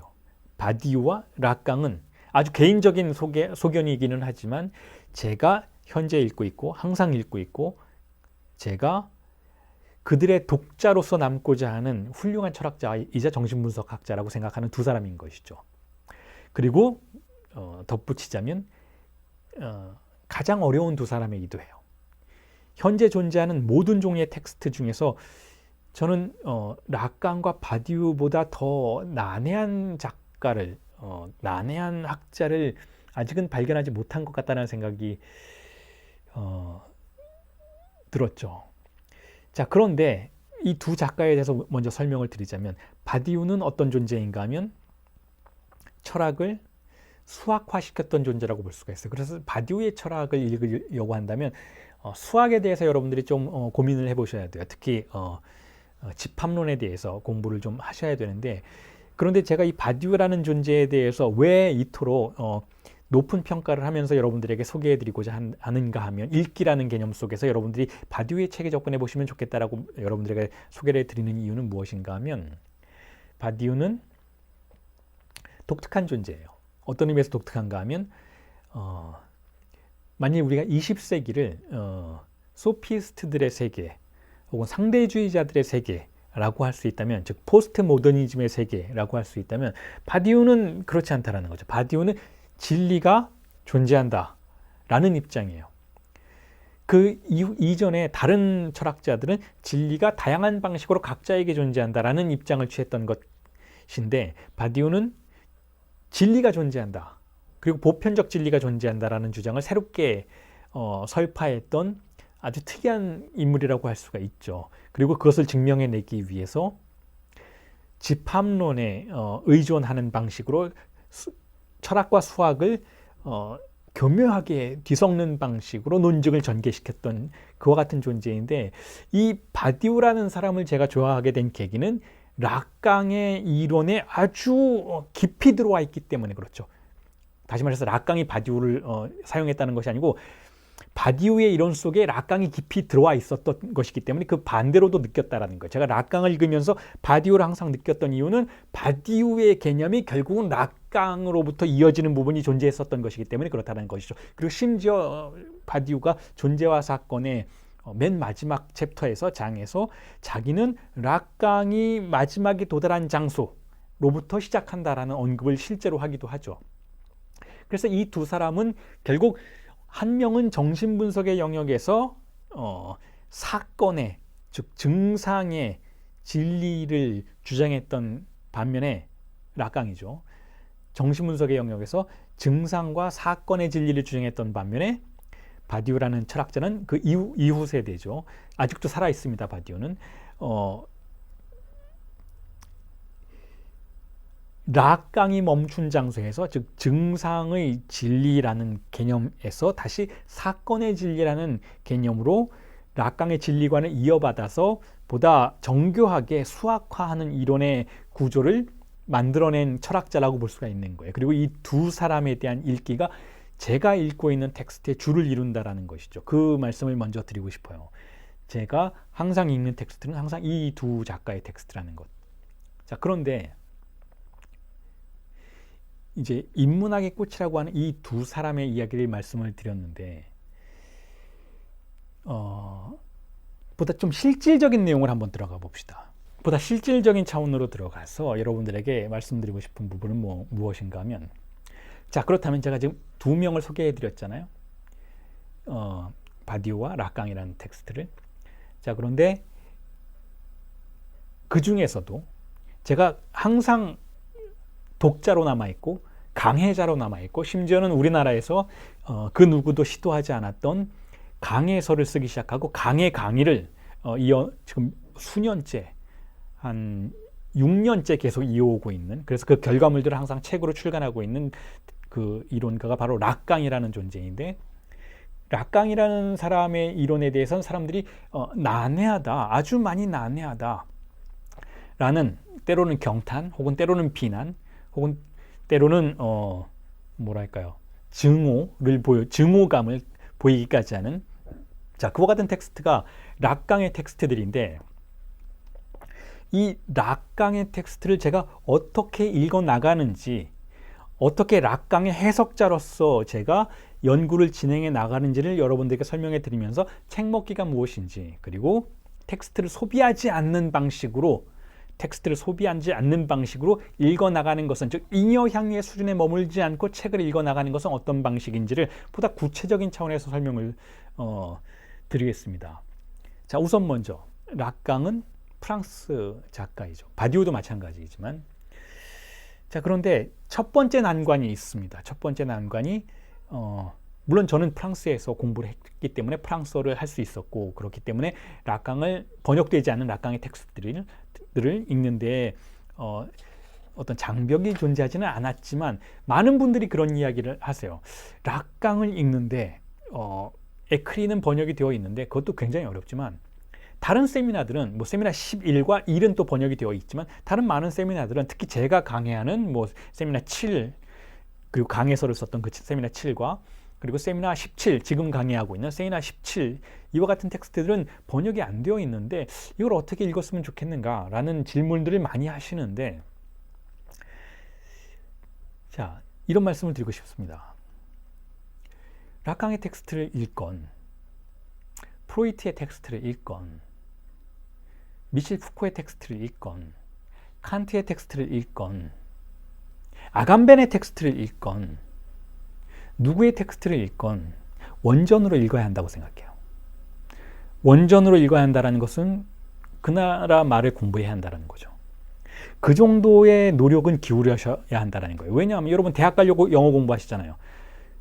저는 대학이 락강보다 중요하진 않다고 생각해요.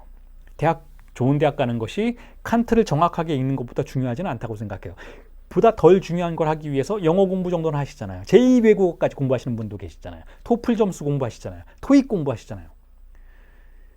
자, 그 정도의 노력을 자기가 만약에 자신의 존재를 변화시키기 위해서 진심으로 무언가를 읽고자 하신다면, 그것이 원래 발음된 언어를 공부하는 건 당연하다고 생각해요.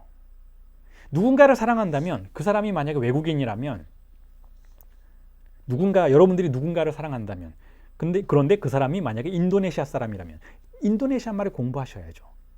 그 사람이 어떤 언어로 나에게 사랑한다고 말하는지를 그 사람의 언어로 들으려고 노력해 보셔야죠. 같은 의미라고 생각합니다. 물론 그냥 취미로 나는 락강 한번 읽어볼래, 취미로 그냥 나는 칸트 한번 읽어볼래 라고 하신다면 모르겠어요. 그러면 사실은 그렇다면 락강의 텍스트를 읽기보다는 2차 텍스트를 읽는 것이 차라리 낫죠. 칸트를 설명해주는 뭐 하루 만에 이해하는 칸트 뭐 이런 걸 읽어보시는 것이 낫죠. 그런데 만약에 여러분들이 터프하게 읽고 싶으시다면, 다시 말해서 공부하고 싶으시다면, 그리고 공부를 통해서 자신의 존재를 변화시켜 보고 싶으시다면 자기가 원하는 그 작가의 언어를 알아야 한다고 생각해요. 그러니까 그 영역 안에서는 프로페셔널이 되셔야 한다고 생각한다는 거죠. 그 언어에 접근하려는 노력이 필요하다라는 거예요. 제가 지금 말씀드린 이와 같은 읽기는 어떤 의미에서는 조금 더 한 발 더 진전된 읽기라고 볼 수가 있어요. 단순히 공부하는 자의 위치가 아니고 생산하는 자의 위치까지 가려고 하는 사람들.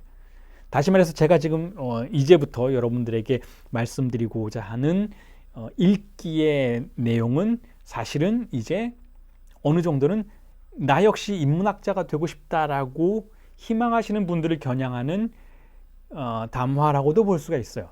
지금부터는 조금 더 그쪽으로 가겠습니다. 그렇지 않고 그냥 취미로서 인문학을 공부하고 싶었다라고 하시는 분들은 그래도 좀 참고 들어주셨으면 좋겠습니다. 지금부터는 조금 더 제가 나 역시 당신처럼 인문학자로서 살아가고 싶다, 글 쓰는 사람으로서 살아가고 싶다 라고 하시는 분들로 저의 강의의 방향을 조금 더 방향을 틀어보고자 한다는 것이죠. 자, 그런 사람들에게 글을 읽는다라는 것은, 어떤 책을 읽는다라는 것은 프로페셔널로서 읽는다라는 거예요. 프로페셔널이란 뜻은 무슨 뜻인가 하면, 그런 용어를 제가 왜 사용하는가 하면, 이걸로 살아가는 사람들, 이걸로 존재하려는 사람들, 읽고 쓰는 것을 업으로 하려는 사람들. 물론 읽고 쓰는 것을 업으로 한다는 건 굉장히 힘든 일이죠. 물론 대학 교수가 되면은 거기서 다 월급도 나오고 보장도 해주니까 얼마든지 읽고 쓰는 거, 강연하는 걸로 먹고 살 수가 있겠지만 흥미로운 것은 대학 교수가 되면 읽고 쓰지 않으시더라고요. 그리고 그와 같은 어떤 기회가 주어진다면 물론 편하게 읽고 쓰실 수 있는 거예요. 그러면 제 강의가 굳이 그렇게 필요가 없는 것이죠. 그런데 저는 그보다 일반적인 분들, 굉장히 많은 분들이 교수가 되지 못했지만 그럼에도 불구하고 나는 인문학이 좋고, 나는 글을 쓰는 삶을 살고 싶고, 나는 무언가 지식을 탐구하고 그것을 존재의 수준에서 이해하려고 하고, 그로부터 나의 존재를 바꾸려고 하고, 그와 같은 과정들을 강의하고자 하고, 그 강의를 통해서 나를 알리고자 하고, 내가 진리라고 생각하는 것을 함께 공유하고 나누고자 하는 그와 같은 일을 하려는 분들에게는, 자, 프로페셔널이라는 자세와 태도가 필요하다라는 거죠. 즉, 읽는다라는 것은 단순히 지식을 가르치는 수준에서, 지식을 습득하고 가공해서 전파하는 수준에서 실현되는 것이 아니라는 이해가 필요한 것과 동시에, 즉 존재를 변화시키는 읽기가 필요한 것과 동시에 현실적인 문제도 해결이 되어야 한다는 거예요. 그러니까 읽었으면 생산해야 한다는 거죠. 읽었으면 읽은 것을 정리해서 강의해야 한다는 거예요. 제가 하는 방식 정확히 그래요. 저는 절대로 제가 강의하지 않을 내용을 읽지는 않아요. 강의할 내용을 읽고 강의록을 만들죠. 물론 이번 강의는 짧게 한겨레에서 기획을 한 강의라서 제가 강의록을 만들지는 않았지만 사실 강의록이 있습니다. 지금 책으로 쓰고 있는 내용이 있어요. 그래서 그것을 여러분들에게 공개하지는 않을 테지만 이 수업 첫 번째 시작할 때 말씀드렸던 것처럼 내년쯤에 책으로 나올 예정인데, 자, 그런 의미에서 저는 지금도 강의록을 만들고는 있는 것이죠. 그리고 강의를 했으면 강의록을 만들어야 하고, 그 강의록은 책으로 나와야 하고, 책으로 나온 강의록은 다시 여러분들에게 강의에 대한 또 다른 기표의 전파로서 전달이 되어야 한다는 그런 사이클 안에 들어가야 한다고 생각한다는 거예요. 읽기라는 것은 그와 같은 어떤 의미에서는 투쟁의 구조를 가지고 있어야 한다는 것이죠. 읽었으면 생산해야 한다는 거예요. 왜냐하면 다시 읽기 위해서. 읽고 생산하는 과정 속에서 결국은 한 사람의 작가로서, 인문학자로서 존재할 수 있어야 한다는 것이죠. 그런데 이 존재는 실질적인 삶의 영역에서도 존재하는 것을 의미해요. 단지 사변적으로 혹은 심정적으로 나는 나의 존재에 접근했어 라는 수준의 그와 같은 감정뿐만이 아니고 현실에서도 살아갈 수 있는 그와 같은 힘을 발휘할 수 있어야 한다는 것이죠.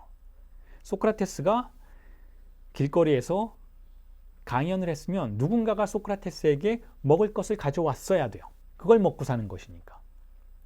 현실적인 문제라는 것이죠. 플라톤이 진리에 대해서 강의를 했으면 수업료를 냈어야 한다는 것이죠. 플라톤의 학당에서, 아카데미아에서. 그리고 그와 같은 서클 속에서 또다시 읽고 쓸 수 있는 시간과 공간과 경제력을 확보해야 한다는 것이죠. 그게 바로 아테네 시절의 철학자들의 아주 중요한 문제였던 거예요. 자, 그런 의미에서 텍스트는 제가 락강을 읽는 방식으로서의 텍스트는 그런 의미에서 프로페셔널한 태도를 요구한다라고 다시 한번 강조를 해드릴게요. 프로페셔널은 결국 진지하게 텍스트를 읽는 사람이고, 진지하게 텍스트를 읽는 사람은 그 텍스트가 원래 쓰여졌던 언어에 접근하려는 사람이에요. 그렇게 어렵지 않아요. 프랑스어를 공부하고 락강을 읽는 것 어렵지 않아요. 시간이 걸릴 뿐이죠. 시간이 걸릴 뿐이에요. 여러분들이 무슨 자격증 하나 딸 때에도 몇 년씩 걸리곤 하잖아요. 마찬가지라는 거예요. 그거보다 더 중요하다는 거 저에게는. 그러니까 시간이 당연히 걸리죠. 지금 제가 세미나 17을 강의하는 수업을 하고 있는데 거의 지금 3년째 하고 있어요. 아직도 책이 완성이 되지 않았어요. 하지만 매일매일 그 작업을 하고 있어요. 왜냐하면 시간이 걸리는 건 중요한 게 아니니까. 하면 되니까. 그런데 해야 되니까. 그게 결국은 읽는다는 것의 과정이니까. 그렇게 함으로써 그 락강이라는 텍스트가 그 난해하기로 악명 높은 텍스트가 내 안에 들어와서 내 신체를 혹은 내 존재를, 내 과거를 조각조각 찢어 발기고 새로움으로 나를 이끌 수 있는 그 시간을 벌어주는 것에 대해서 저는 감사해야 한다는 거죠. 그것이 프랑스어로 쓰여져 있고 그것이 심지어는 더 난해하기도 하다는 것은 결국 텍스트를 읽는 사람에게는 장애물이 아니라는 거예요. 오히려 내가 그것을 쉽사리 지식으로 소비하지 않도록 해주는 일종의 은혜라는 거죠. 감사해야 할 대상이라는 그것이 그토록 난해한 것은, 그것이 그토록 외국어로 쓰여져 있는 것은 오히려 내가 그 텍스트를 쉽게 먹어서 소화시켜버리지 않을 수 있는, 그래서 내가 그것을 천천히 씹어먹고 내 뱃속으로 들어와서도 소화가 되지 않아서 배를 탈나게 하고 나를 병에 들게 만들게 하고 나를 아프게 해서 과거의 나를 죽게 만들 수 있는 그와 같은 영능을 발휘할 수 있는 텍스트인 것이니까 결국 오히려 그와 같은 난해함이 나에게는 득이 된다라는 거예요. 내가 그와 같은 고통을 감당해내고 읽어낸 텍스트는 절대로 소비되는 텍스트가 아니라는 것이죠. 그 텍스트와 내가 함께했던 시간은 결국 내가 존재에 접근하는 시간이라고 볼 수 있다는 거예요. 원전에 접근해서 천천히 읽으시고 의미를 소비하지 마시고 기표가, 문자가 마음속으로 들어와서 오래 머물 수 있도록 하시고 천천히 읽으시고 그 다음에 그 기표가 원래 그 책에 쓰여졌던 논리로부터 벗어나서 보다 새로운 의미를 가질 수 있도록, 단지 그 사람이 쓴 이론을 내가 습득하는 것은 아무 의미가 없는 것이잖아요. 그러면 타자가 내 안에서 반복되는 것과 뭐가 다른 것인가 질문할 수가 있는 것이죠. 결국 그 사람 써놓은 이론이 내 안에서 이해됐다는 건 나는 그 사람에 종속되었다는 것에 다른 의미가 아니라는 거예요. 우리가 만약에 프로이트를 읽는다면, 우리가 어떤 정신분석에 관련된 텍스트를 읽는다면 혹은 다른 철학을 읽는다면 그 철학자의 생각을 이해하기 위해서 읽는 게 아니라는 거예요. 그건 물론 기본이죠. 읽으면 그토록 천천히 읽으면 이 사람이 무슨 생각으로 이 책을 썼었구나 라고 이해할 수는 있겠죠. 하지만 거기서 멈춘다면 그건 내가 예를 들어서 락강의 텍스트를 그런 식으로 읽는다면 나는 아무리 그 텍스트를 읽어도 락강을 넘어설 수는 없어요. 그런데 우리는 락강을 넘어서려고 락강을 읽는 것이죠.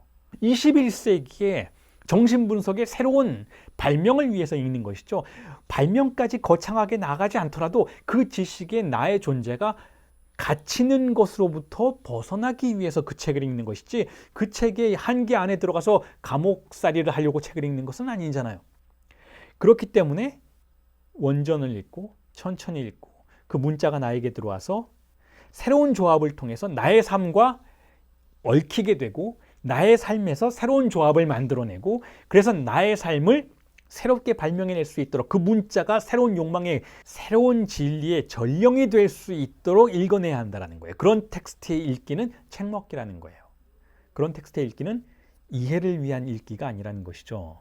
자, 그리고 그와 같은 책 읽기를, 그와 같은 읽기를, 그와 같은 텍스트의 읽기를 사실은 어디서 배웠는가 하면 정신분석 임상에서 배웠다라는 말씀을 드리면서 다음 단계로 넘어가고 싶습니다. 정신분석이라는 건 무언가 하면 여러분, 읽는 과정이에요. 첫 번째로는 내담자가 분석실에 찾아오죠. 그리고 분석가가 우리 초반 수업에 여러분들에게 제가 말씀드렸던 것처럼 침묵을 제공하죠. 말씀해 보세요 라고 말하고 침묵을 지키죠. 그러면 내담자가 자신의 이야기를 이야기하기 시작해요. 자, 이게 듣는 과정인 거예요.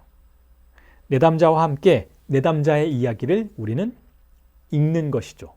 내담자의 가족 소설을 읽는 거예요. 그리고 그 개인의 역사를 들어보는 것이죠. 그렇게 해서 우리는 무엇을 읽어내려는가 하면 그 내담자의 신체가 어떻게, 내담자의 주의성스가, 내담자의 신체가 어떻게 타자의 언어에 의해서 문신당해 있는지, 표기되어 있는지, 즉 쓰여져 있는지를 읽어내려는 거예요. 그 표기된 방식을. 그렇게 해서 어떠한 상처를 냈었던 것인지, 그 언어가, 그 타자의 언어가 어떻게 내담자의 신체에 상처를 냈는지, 무의식의 상처를 냈는지, 그 상처가 어떻게 이 사람의 픽션을 구성하게 됐는지, 환상을 구성하게 됐는지를 함께 읽어내려는 것이죠. 그리고 그 읽어냄은 단지 거기에 어떤 스토리가 있었더라라는 것을 이해하는 수준으로 그치려고 읽는 것은 아니라는 거예요. 거기서 발견되는 문자들을 다시 내담자에게 돌려주고, 그 문자를 돌려받은 내담자가 새롭게 새로운 언어를 구성해낼 수 있도록 절차를 만들어 가는 과정을 정신분석의 임상이라고 볼 수가 있다는 거죠. 그리고 이러한 읽기가 제가 지금까지 여러분들에게 말씀드렸던 책 읽기의 본질이라는 거예요. 우리가 어떤 텍스트를 읽으면 그 텍스트는 우리에게, 대체로 인문학의 텍스트라면 우리가 어떻게 이 세계에 문신당해 있는지, 이 세계에 종속되어 있는지를 알려주게 되죠. 즉, 우리가 어떻게 이 세계의 언어에 의해서 사로잡혀 있는지를 알려주는 그와 같은 텍스트들이라는 거예요. 하지만 그와 같은 수준으로 머문다면 우리는 그 텍스트의 한계 바깥으로 벗어날 수가 없어요. 그렇기 때문에 우리는 책을 읽는 과정에서 어떤 특정한 문자가 우리에게로 와서, 그게 어떤 문자가 될는지는 사람마다 다르겠지만, 어떤 문자가 우리에게로 와서 우리의 삶을 바꾸어 줄 수 있는 역량을 발휘하도록 환대한다라는 거죠. 이걸 저는 문자의 환대라고 불러요. 우리가 책을 읽는 이유는 결국 우리의 삶을 바꾸려는 것이잖아요. 근데 우리의 삶을 바꾸려면 결국 외부로부터 무언가가 우리를 찾아와야 한다라고 지난주에 여러분들에게 말씀을 드렸죠. 우리 스스로는 아무것도 할 수가 없다는 거예요. 우리는 기다려야 한다는 것이죠. 책을 읽는 것도 마찬가지라는 거예요. 첫 번째로 우리가 책을 읽는 과정 속에서 우리는 이런 측면을 발견하게 되죠. 내가 책에게, 혹은 책의 저자에게 나의 시간을 준다. 제가 우리 수업 첫 번째 시간에서 글 쓰는 사람에게 무엇이 필요한가라는 말씀을 드릴 때 침묵이 필요하다라고 이야기를 했었잖아요. 하지만 거기에서 우리 독자는 고려하지 않았었던 것이잖아요. 왜냐하면 시차가 너무 벌어져 있으니까.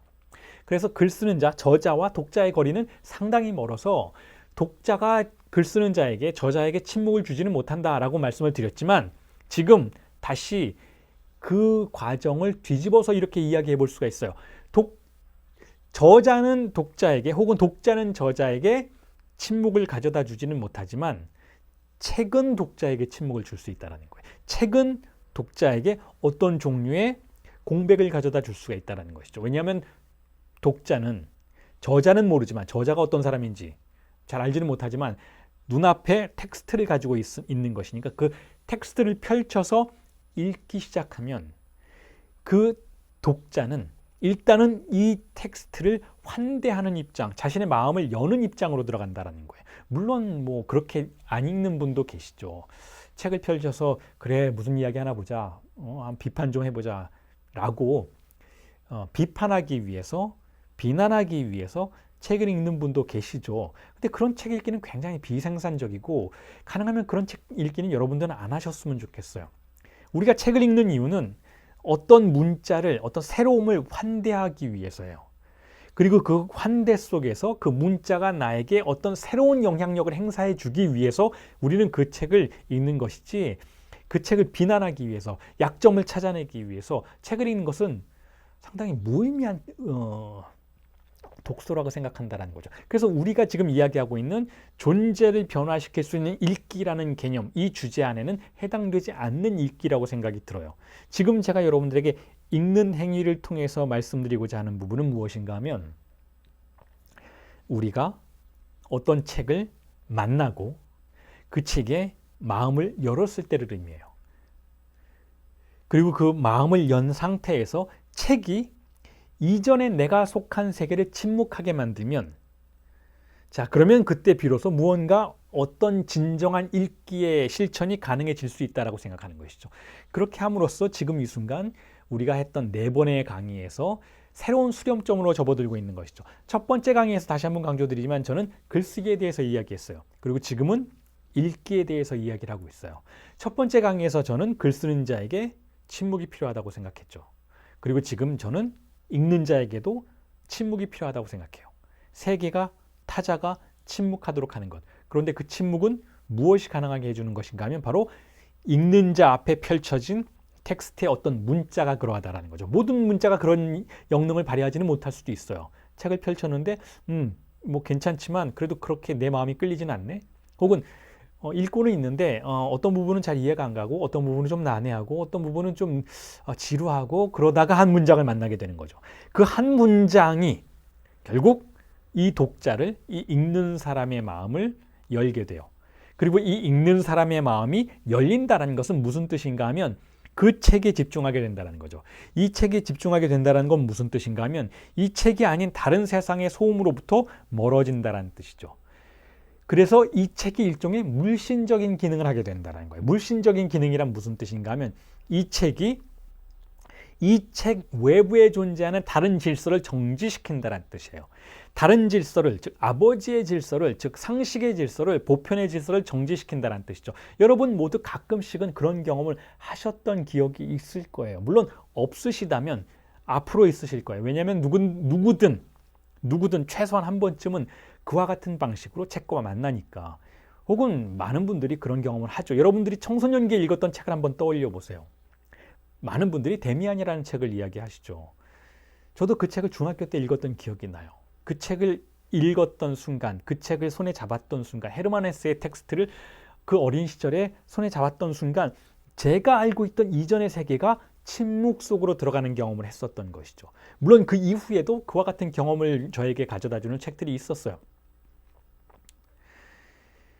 락강의 텍스트가 그랬죠. 락강의 텍스트를 처음 만났을 때 이전의 세계가 침묵 속으로 들어가는 그와 같은 경험을 하게 됐던 것이죠.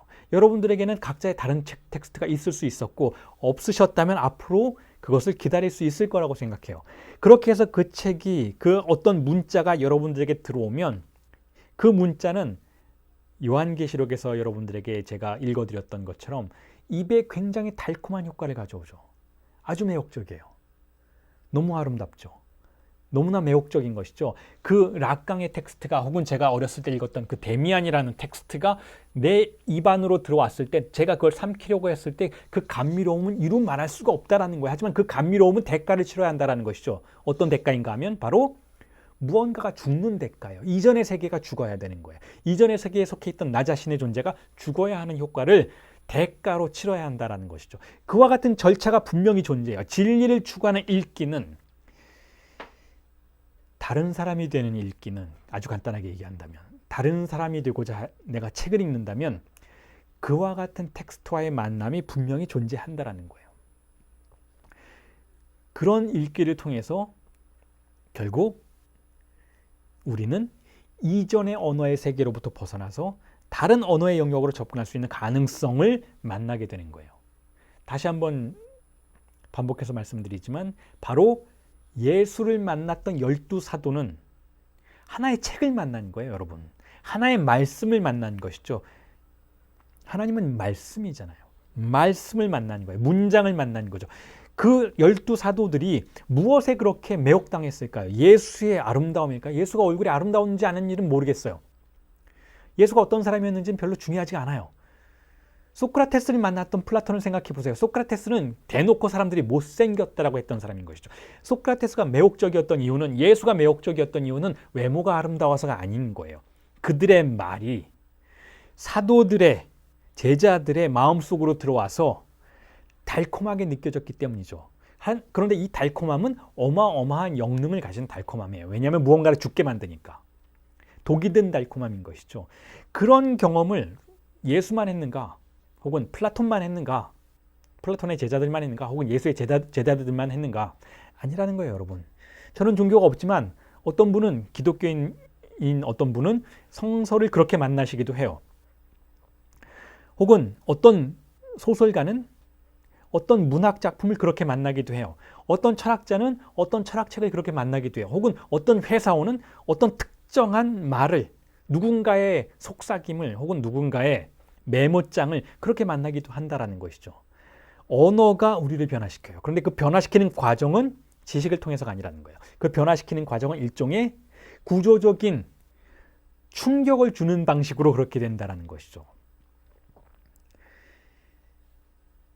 자, 그래서 오늘도 시간이 어느덧 다 되어 가는데, 사회 또한 여러분들에게 저라는 사람은 어떻게 쓰는가, 저라는 사람은 어떻게 읽는가라는 굉장히 개인적인 주제를 가지고 강의를 진행해 봤습니다. 그리고 제가 지금 여러분들에게 결론처럼 말씀드릴 수 있는 것은 첫 번째 수업에서 말씀드렸던 바로 그거예요. 글 쓰는 사람에게 글 쓰는 행위가 목표로 하는 것은 무엇인가? 혹은 지금은 읽는 게 주제이니까 바꿔 얘기하자면, 읽는 사람에게 읽는 행위가 목표로 삼는 것은 무엇인가? 자, 지식의 설파인가? 혹은 지식의 습득인가? 그렇지 않다는 거예요. 전혀 그렇지 않다는 것이죠. 다른 사람이 되고자 한다는 거예요. 우리가 무언가를 쓸 때에는, 우리가 무언가를 읽을 때에는 다른 사람이 되고자 하는 열망 속에서 그런 행동을 한다는 것이고, 제가 쓰고 읽는다라는 개념을 여러분들에게 말씀드릴 때에는 그와 같은 과정을 겨냥하고 있다는 것인데, 그럼 그게 어떻게 가능한가에 대한 이야기를 지금까지 드렸던 거예요. 어떻게 가능한가? 스스로는 되지 않는다는 거죠. 그게 제가 51년의 삶을 살면서 결론처럼 획득했던 하나의 결론이라는 거예요. 저 스스로는 무엇도 쓸 수 없다는 거예요. 혹은 저 스스로는 무엇도 읽을 수 없다는 것이죠. 그 문장이 저에게 와야 한다는 것이고, 그 책이 저와 만날 수 있어야 한다는 것인데, 자, 그러면 이렇게 생각할 수 있어요. 그 문장이 오지 않으면 어떻게 하는가? 혹은 그 책과 내가 만날 수 없다면 어떻게 해야 되는가? 우리는 그 지루한 삶을 어떻게 견뎌내야 하는가?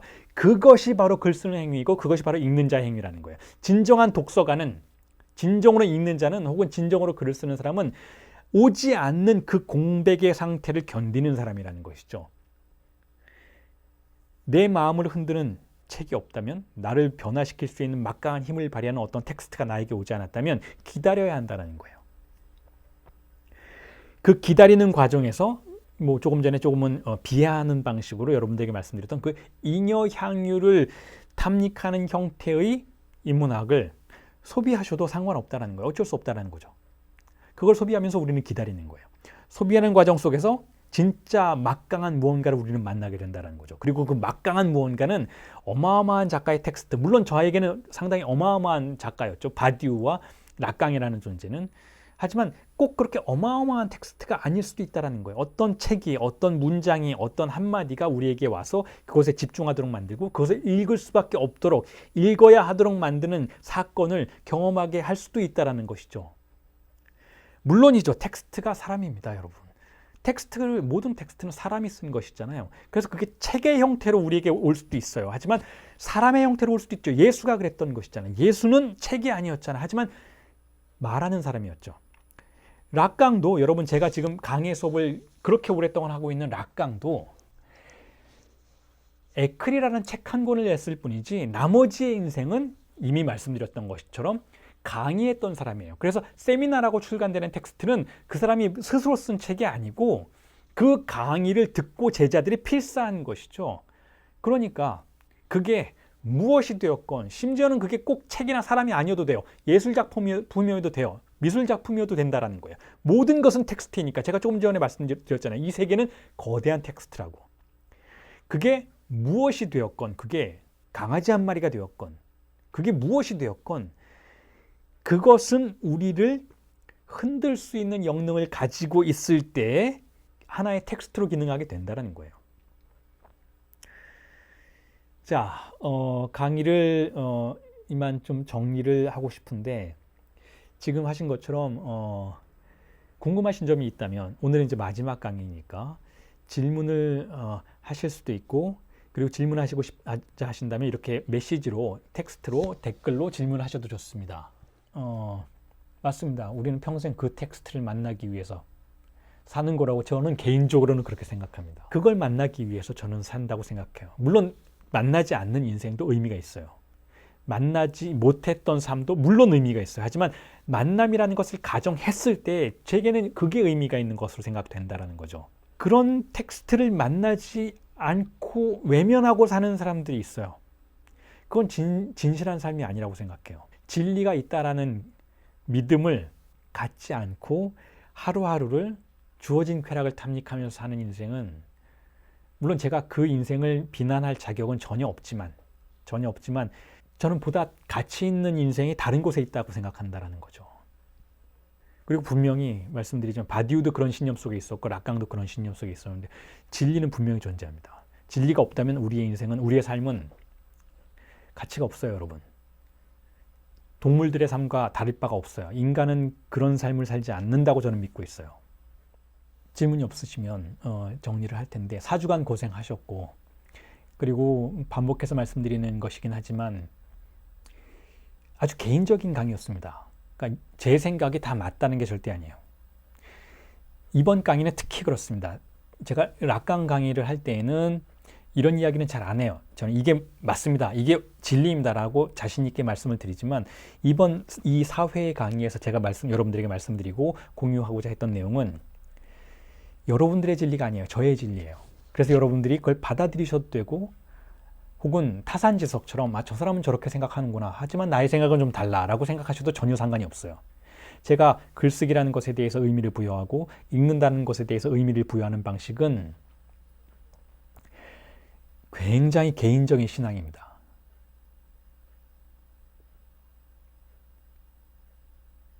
그런데 이렇게 받아들이셔도 좋을 것 같아요. 누군가는 저렇게 글 쓴다는 것에 대해서 혹은 읽는다는 것에 대해서 거의 맹신에 가까운 중요성을 부여하고 있구나 라는 것을 살펴보시는 건 아주 의미 있는 것이라고 생각해요. 저 사람은 그걸 그렇게 중요하게 생각하는구나, 참 신기하게도 라고 생각하신다면, 여러분들이 언젠가 글을 쓰실 때 혹은 여러분들이 언젠가 무언가를 읽고 계실 때 문득 생각이 나실 수도 있다고 생각해요. 이런 감정인가? 백상현이라는 사람이 말했던 그 경험이 이런 건가? 라고 생각하실 수 있을 거예요. 그런 가능성이 분명히 있다고 생각합니다. 자, 4주 동안 수고하셨고, 자, 이 정도로 강의를 줄이겠습니다. 감사합니다.